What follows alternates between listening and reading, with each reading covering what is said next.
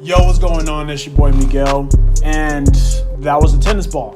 And I'm about to come at you with another video, and this time is going to be even more amazing because once again, I have the Splashman. He makes it splash when and whenever he wants. Say what's up, Splashman. What's up? All right, that's enough.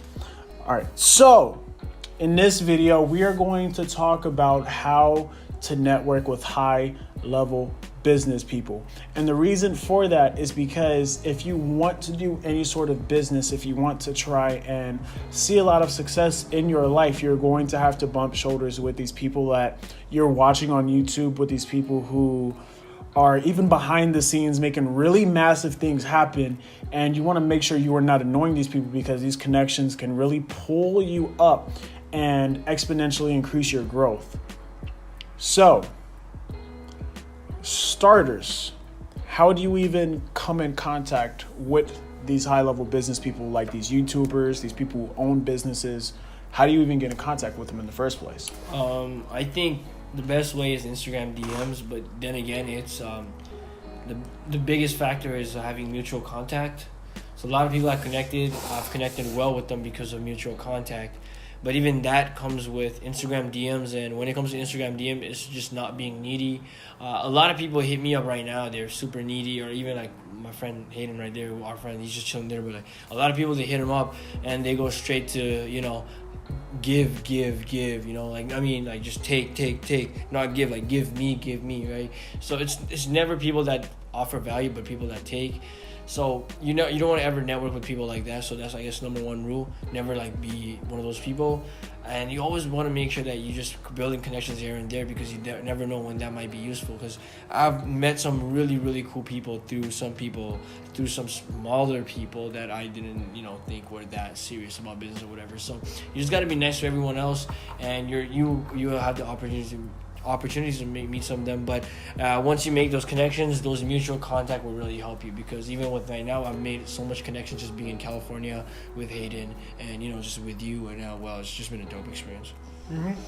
It's definitely smart being a nice person, a nice genuine person to everyone around you, because you have so many stories of you just being cool with people, just having like cool conversations, shooting the shit with people around you, and then they blow up. And then you get to be friends with them and network with them and learn from them all the while. Yeah. And the reason you're able to do that is because they have nothing but good memories of you. Yeah. So you say in the DMs, how specifically would you do that? You never go off by saying, hey, hello, never that, or hey, can you help me out with this or that?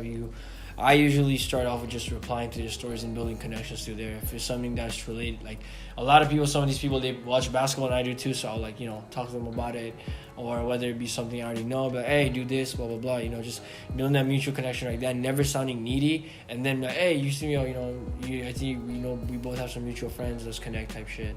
That always works. That's like one of the best ways to make some connections. Noticed he never said anything about advice. He never said anything about even talking about what they do business in. Yeah.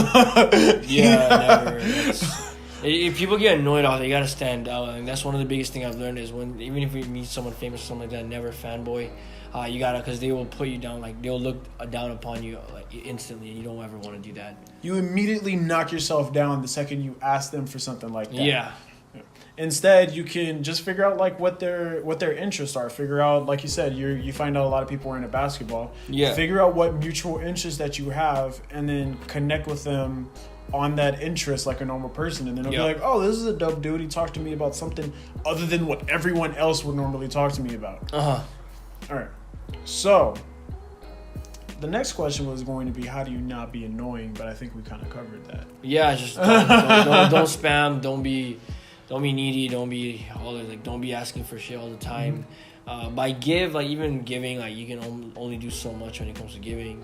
You might want to just there's a lot of things, but some things you can do is like meet people. Is like live events.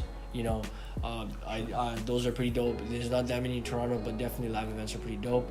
And just stuff like that, man. Like, don't ever be annoying. Like, you know how when you're annoying when people just leave you on scene.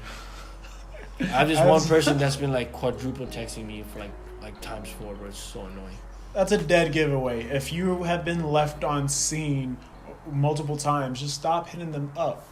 Chances are they're doing it on purpose. So, next question. How do you leverage these relationships How do you leverage these relationships once you actually get them? So that instead of it just being, oh, homies, maybe it's like, oh, we're doing business together, or oh, you introduced me to someone else and that relationship can turn into something even bigger.